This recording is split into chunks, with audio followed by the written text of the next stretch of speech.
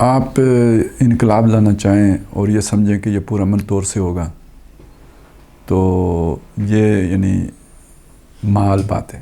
انقلاب ہمیشہ جانوں کی قربانی دینے کے بعد ہی آتا ہے، اس کے بغیر نہیں آیا کرتا۔ اور حقیقی انقلاب کے لیے جس طرح کے افراد درکار ہوتے ہیں ان کی تربیت اس کے بغیر ہو نہیں سکتی کہ وہ پہلے جانوں کو ہتھیلی پہ رکھ چکے ہوں، تاکہ جن لوگوں کو دنیا سے محبت ہے وہ پہلے ہی بھاگ جائیں۔ ایسے حالات ضرور بنتے ہیں اور اس کے بغیر اللہ تعالیٰ اقتدار دیتا ہی نہیں ہے سچے لوگوں کو۔ نبی صلی اللہ علیہ وسلم کی جماعت کو بھی نہیں دیا جب تک کہ ان مراحل سے نہیں گزارا، اور ان کی چھانٹی نہیں ہوئی۔ منافقین کو چھانٹ کے علیحدہ کر دیا، جو زر خالص رہ گیا پھر اس کو اقتدار دیا۔ لہٰذا یہ کوئی سمجھے کہ یہ کام ہو جائے گا پرامن طریقے سے تو اس کی سمجھ غلط ہے۔ اس میں تو لازماً یعنی یہ مرحلہ آنا ہے جو بات آپ نے کی ہے۔ اب اس کی لائے عمل کیا ہوگا اور حکمت عملی کیا ہوگی؟ دیکھیں، آپ کے مخالف کو آپ کو حق دینا ہوگا کہ وہ جو مرضی کرے۔ ٹھیک ہے، آپ سمجھتے ہیں کہ اسے اخلاق کے دائرے سے باہر نہیں نکلنا چاہیے، لیکن یہ آپ اسے کسی اخلاق کے دائرے میں پابند کیسے کریں گے؟ یہ اس کا ثوابدیدی اختیار ہے کہ وہ اخلاق کے دائرے میں رہتا ہے، قانون کو ہاتھ میں لیتا ہے یا قانون کے دائرے میں رہتا ہے، یہ تو سب اس پہ ڈیپینڈ کرتا ہے۔ اور وہ جھوٹ بولتا ہے یا سچ بولتا ہے یہ بھی اس کے اختیار میں، آپ کچھ بھی۔ لہٰذا اس کے کسی بات کا گلہ کرنا آپ پہ بنتا نہیں ہے۔ وہ تو جو اس سے بن پڑا وہ کرے گا، اس نے اپنا راستہ، آپ کا راستہ روکنا ہے، کیونکہ آپ اس کے مفادات پہ ضرب لگانے جا رہے ہیں۔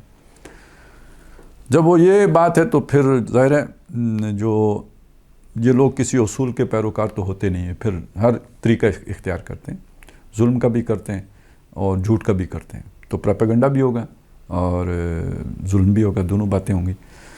یعنی میں آپ کی دوسری بات کی بھی تائید کرتا ہوں کہ وہ آپ کو اینٹی اسٹیٹ بھی مشہور کریں گے، اور ساری یعنی ایک آپ کے بطور جماعت آپ کا کریکٹر ایسا امیج بنائیں گے کہ لوگوں کو آپ سے نفرت ہو جائے۔ اب اس کا ایک ریئیکشن ہمیشہ جماعتوں پہ آتا ہے، جب بھی ظلم ہوتا ہے، جہاں بھی ہوتا ہے، انسانی فطرت ہے ریٹیلیٹ کرتی ہے، ظلم کے جواب میں ریٹیلیٹ کرتی ہے۔ اور دیکھیں، دنیا کسی نہ کسی درجے میں اس ظلم کے بدلے میں جو ریٹیلیشن ہوتی ہے اس کو گوارا بھی کرتی ہے، مانتی بھی ہے کہ یار یہ واقعی ان لوگوں کے ساتھ ظلم ہو رہا ہے۔ جیسے فلسطین، اسرائیلی ظلم کر رہے ہیں، تو بہرحال دنیا میں اگرچہ کہ اس درجے میں آواز نہیں اٹھتی، لیکن کسی نہ کسی درجے میں لوگ کہتے ہیں یار فلسطینی مظلوم ہیں۔ اور کشمیر، یہ دو بڑی مثالیں ہیں کہ مظلوم جب جوابی کارروائی کرتے ہیں تو بہرحال ایک طبقہ لوگوں کا ایسا ہوتا ہے کہ جو کہتے ہیں کہ یہ اس کا حق رکھتے ہیں جوابی کارروائی کرنے کا، کیونکہ ان پر ظلم ہوا ہے۔ ہمارے ہاں یعنی اسلام میں ہمارے ہاں سے مطلب یہ دونوں تحریکیں تو ایک طرح کی قومی تحریکیں ہیں نا، جو فلسطین ہو یا کشمیر ہو۔ اسلامی تحریک یا ایائی تحریک کے اعتبار سے بھی اگر ہم دیکھیں تو اس معاملے میں جو ہمیں رہنمائی لینی چاہیے وہ لینی چاہیے نبی صلی اللہ علیہ وسلم سے، دنیا کی روش سے اور دنیا کے چلن سے نہیں لینی چاہیے، رواج سے نہیں لینی چاہیے، نبی صلی اللہ علیہ وسلم سے لینی چاہیے۔ ان کے ساتھیوں پہ بھی ظلم ہوا، مطلب حضرت بلال پہ ہوا، خباب ابن الارت پہ ہوا مکے میں۔ اس کے جواب میں حضور صلی اللہ علیہ وسلم کا جو ان کے لیے حکمت عملی تھی وہ یہ تھی کہ آپ نے جوابی کارروائی نہیں کرنی، ہاتھ باندھ کے رکھنے، ظلم سہنا ہے، جوابی کارروائی نہیں کرنی۔ اور یہ بات بہت مشابہ ہو جاتی ہے اس بات کے جو حضرت عیسیٰ علیہ السلام کی طرف بات منسوب کی جاتی ہے کہ انہوں نے فرمایا تھا اگر ایک گال پہ تھپڑ مارو گے تو میں دوسرا پیش کر دوں گا۔ تو یہ والی چیز اس کے بہت قریب چلی جاتی ہے۔ قرآن مجید میں اس سے ملتا جلتا واقعہ جو ہے وہ حابیل اور قابیل کا ہے۔ جب قابیل نے کہا کہ میں تمہیں قتل کروں گا تو حابیل نے کہا کہ اگر تم مجھے قتل کرو گے تو میں تمہیں قتل کرنے کے لیے اپنا ہاتھ آگے نہیں بڑھاؤں گا۔ اور اس موضوع کی ایک حدیث بھی ہے کہ جس میں نبی صلی اللہ علیہ وسلم نے فرمایا کہ آخری دور میں بعد میں فتنے ہوں گے، تو جو دوڑنے والا ہوگا اس سے چلنے والا بہتر ہوگا، جو چلنے والا ہوگا اس سے کھڑا بہتر ہوگا، جو کھڑا ہے اس سے لیٹا بہتر ہے۔ اس طرح مضمون کی بہت ساری حدیثیں۔ تو اس میں پھر ایک صحابی نے سوال پوچھا کہ اگر وہ فتنہ میرے گھر آ جائے تو کیا کروں؟ میں اس میں یہ تھا کہ آپ گھر بیٹھ جاؤ، تو وہ کہا فتنہ گھر آ جائے تو کیا کروں؟ تو حضور نے فرمایا کہ آدم کے 2 بیٹوں میں سے جو اچھا بیٹا تھا وہ بن جاؤ، یعنی مظلومانہ مرنا گوارا کر لو، جوابی کارروائی نہ کرو۔ اس کا مفہوم پھر یہی بنے گا۔ جب آپ یہ روش اختیار کرتے ہیں کہ جوابی کارروائی نہیں کرتے، تو وہ جو پروپیگنڈا ہوتا ہے نا کہ یہ اینٹی اسٹیٹ ہیں، وہ نہیں کیا جا سکتا۔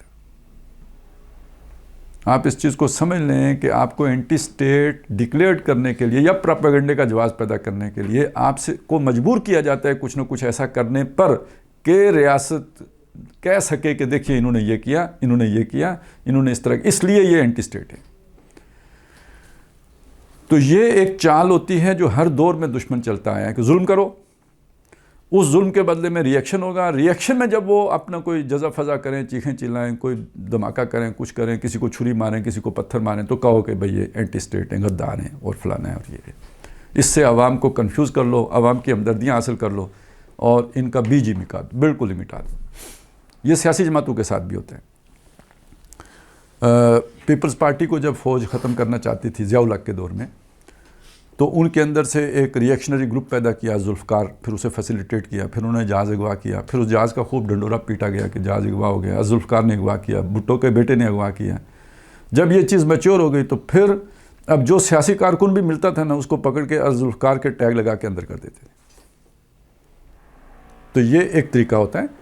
اس کا توڑ وہ ہے جو حضور صلی اللہ علیہ وسلم نے بتایا، وہ چال الٹی پڑ جاتی ہے جب آپ مظلوم بن جاتے ہو لوگوں کے سامنے، لوگوں کو پتہ ہے یار یہ تو شریف لوگ ہیں، انہوں نے کچھ نہیں کیا اور ان کے اوپر ظلم ہوا ہے، تو وہ جن لوگوں پر آپ کی تبلیغ نے نہیں اثر کیا ہوتا، آپ کے سمجھانے سے جنہیں نہیں سمجھ آئی ہوتی، آپ کی مظلومیت ان کے دلوں میں آپ کی ہمدردی پیدا کر دیتی ہے، تو چال الٹی ہو جاتی ہے گورنمنٹ کی۔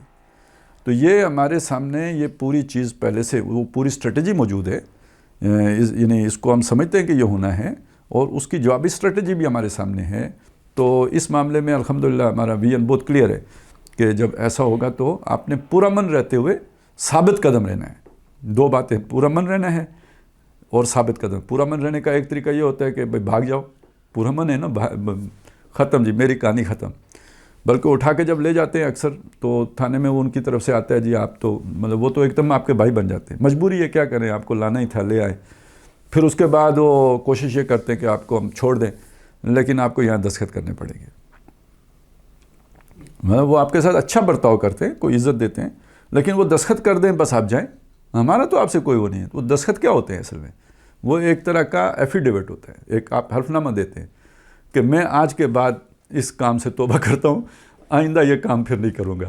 تو یعنی یہ بھی امن میں ہو گئے، وہ بھی امن میں، آپ بھی امن میں ہو گئے۔ تو امن کا ایک طریقہ یہ ہے کہ آپ صلح کر لیں، لیکن میں نے اس کے ساتھ دوسری شرط رکھی ہے، پرامن مگر ثابت قدم، یعنی آپ ظلم برداشت کریں، سرنڈر نہ کریں، ریزسٹ کرتے رہیں لیکن پیسیولی کریں۔